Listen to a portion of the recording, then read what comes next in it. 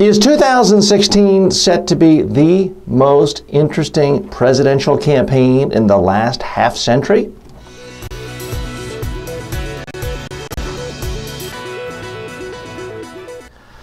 Okay, folks, for the last half century, political pundits every 4 years say that this is the time we're finally going to have a brokered convention and everything is going to be going back to the way it used to be behind closed doors. And every single time those pundits have been wrong. So I'm going to stick my neck out a little bit here, and I won't necessarily claim it's going to be a brokered convention, but I do think 2016 is going to be very different for Republicans. Now let me step back in a minute and give you some of my assumptions. Political campaigns are primarily about communication. You have to communicate as a candidate reasons to voters as to why they should vote for you. You have to communicate what you're going to do for them to make the future better. You have to communicate to them where to vote, what day to vote. So when you look at the billions of dollars spent on campaigns, it is primarily about communication. So I look at campaigns through the lens of communication. So what's going to be different about 2016? I'm not talking about the general election. I actually don't think it's going to be a particularly interesting general election. What does intrigue me is the Republican primary.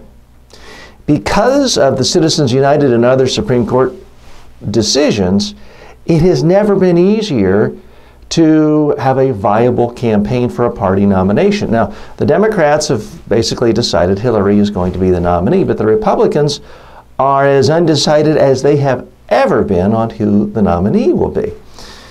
Here's what's different. I mean, in traditional campaigns, certainly the last 40 years, the cycle has been you have a handful of serious candidates, a couple of fringe candidates, and after the first primary or two, after Iowa, after New Hampshire, one candidate starts to win. Excuse me. I'll pull up Marco Rubio here.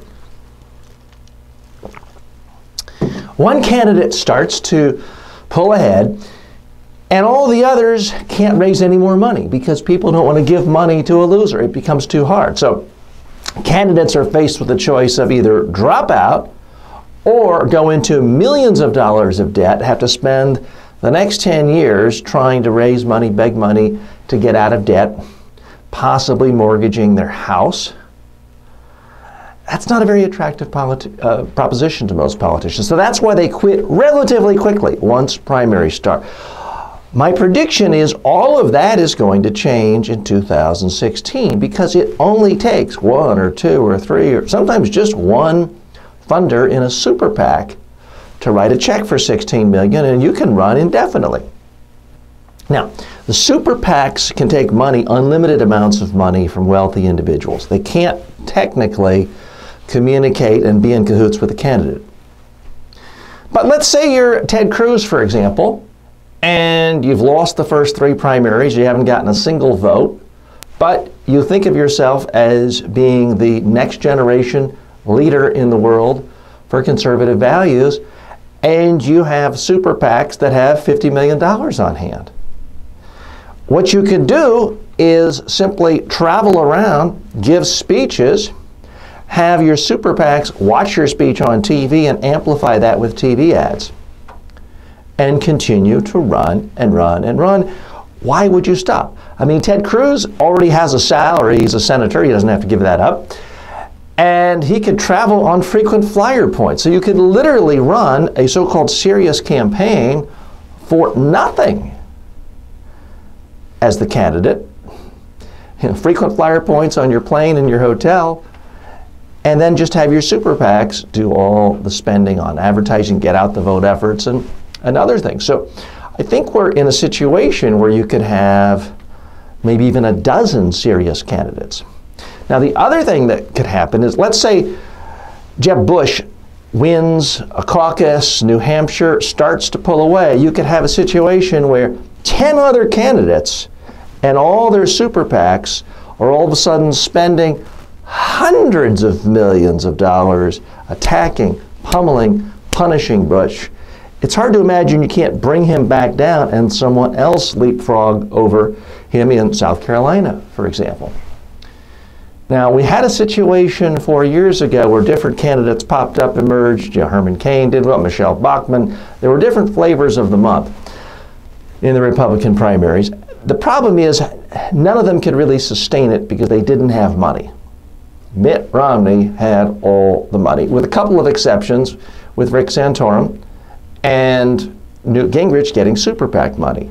But it's hard for me to imagine that Mike Huckabee, that Ted Cruz, that Rick Perry, that Bobby Jindal, that Chris Christie, that John Kasich of Ohio, it's hard for me to imagine that any of these people couldn't find one or two people to write a check for $10 million for a super PAC.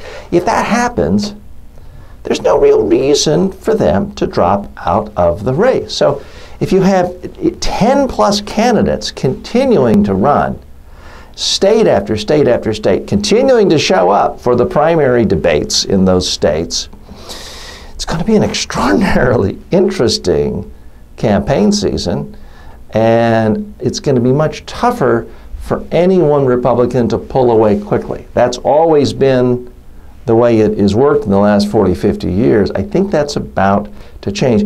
The other thing that has to motivate candidates, let's say you're a Newt Gingrich and you've lost your talk show on CNN, why not run for president again? You get to be famous, you get to be in the spotlight, you boost your lecture fees, you generate more interest in your memoirs.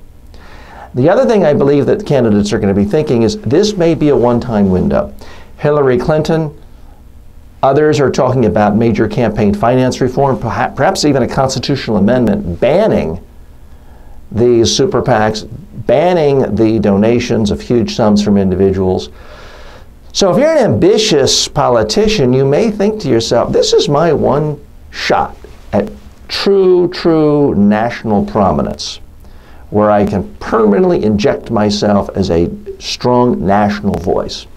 Whether you're Rick Santorum, whether you're Ted Cruz, this could be your one shot at really altering the debate in America. Why not grab it? So that's why I, for one, as a political junkie and as a media junkie, 2016 promises certainly to be the best campaign ever so far. It may be the best campaign ever, period, as far as sheer numbers of messages and candidates and jostling about in the media. So stay tuned.